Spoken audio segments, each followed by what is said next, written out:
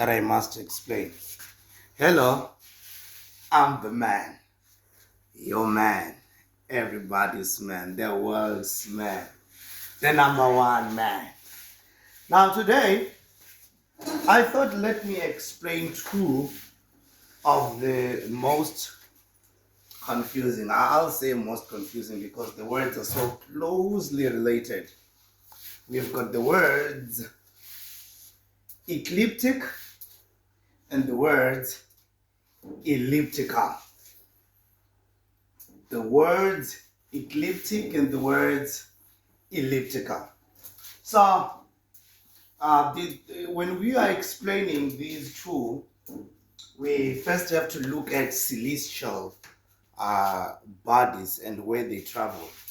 Let's say, for example, as I'm explaining the ecliptic. Now, the ecliptic is usually referred to as the ecliptic plane. Right. Now, what does the ecliptic refer to? Let's look at, for example, planet Earth. And let's say, since planet Earth is the third planet from the sun, let's say this is my planet Earth. Now, we know that these planets are in orbit around the sun. So let's say I draw the sun somewhere in the middle, right there. Planet Earth here travels around the sun in its orbit or in its way, right? So let's say that is the way around the sun as the Earth is orbiting the sun. And remember, the Earth orbits or revolves to revolve. And when it's revolving, it's also rotating. It orbits and spins or orbits and rotates. Revolution, these are words that can be associated with the movement of the Earth around the sun. Our Earth usually goes around the sun in 365 days, which is also known as a year. So, the place around the sun where our Earth travels is called the ecliptic. It's basically an equal place.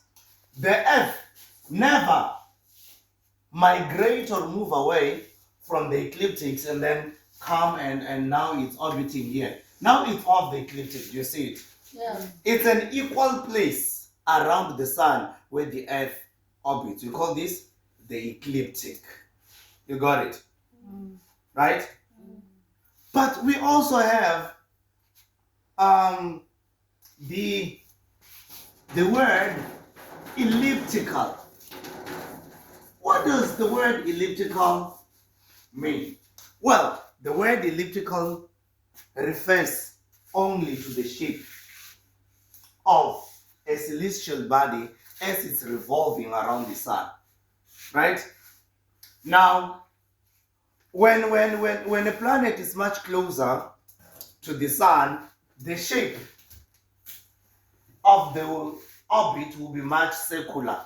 But when it's further away, let's say, for example, let's take Pluto and say maybe Pluto is that far from the sun, right?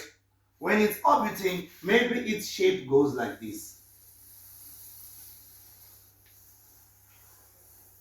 Because it's very much far. Do you see it? This shape of made by Pluto as it tries and orbits around the sun, it's what we refer to as the elliptical or the elliptic, right? Remember, the ecliptic is the evenly distributed place where objects travel around the sun. But the ecliptic refers to the shape. The shape can never be similar, right? Let's say, for example, let's take planet number 1 from the sun, Mercury, right? And look at where it travels. Of course, its shape, because it's much closer to the sun, will be more circular, right? Now, when we refer to the circular movement around the sun, we're referring to the elliptic. So, when they say that the orbit of these planets around the sun is elliptical, they're referring to the spherical shape made by the movement of these planets. Are we together? Now, remember, as Earth is orbiting around the sun, the moon is also orbiting around the what? And that is its orbit, right? And it's orbiting in the ecliptic. Here's the problem. Sometimes, as the moon is revolving around the earth, it does not interject, it does not come to the earth's ecliptic. Sometimes, as it revolves, it usually is higher or lower, right? Now, in this case, it means that you will not get your eclipses because you cannot really see the moon. Why? Because it's orbiting too higher or too lower from the ecliptic plane of the earth. When do we get to see a lunar eclipse or a solar eclipse? When the moon interjects, interferes, interacts with the ecliptic of the ecliptic plane of the earth, right? Now, I thought, let me explain again what happens when we have what is known in Chivenda as mucha kabili, which comes from the word ucha rubili, within one day, which in translation means 2 days in 1 day. Now, let's say you are on Earth. We all know that people are on Earth. We are standing on the outside. We're not inside anything. We're on the outside like that. That's how we're able to see even the moon. Right? What is actually happening here is that you must remember that the sun is 400 times bigger than the moon, right? Also, the sun is 400 times further from the earth.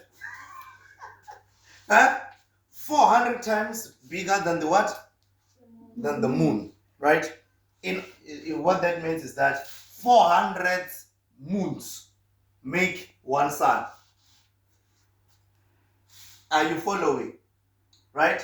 But the sun is also 400 times away of the earth, which is why at times the sun would appear even smaller than the moon, right? Because it's 400 times what?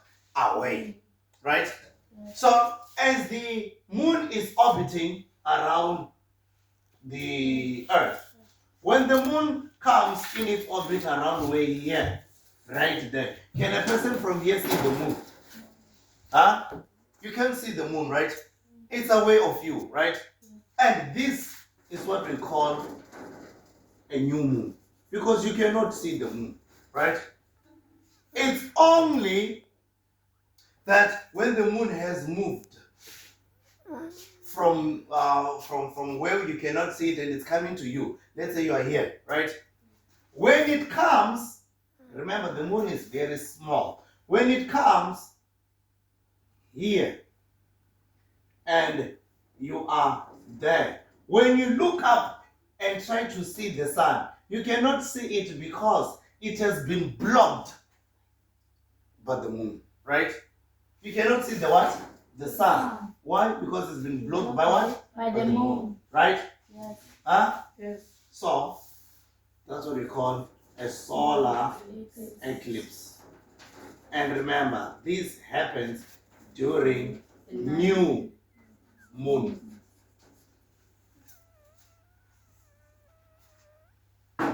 Doesn't happen during full moon. Are you there? Huh? Huh? Now, when this is happening, at times, the moon will move from here and come to here, right? Now, if you were on the moon and you want to see the sun, will you be able to see the sun? And if you are on the moon, the earth will appear to be humongous, very big. Why would it appear to be very big? Because it's closer. Closer.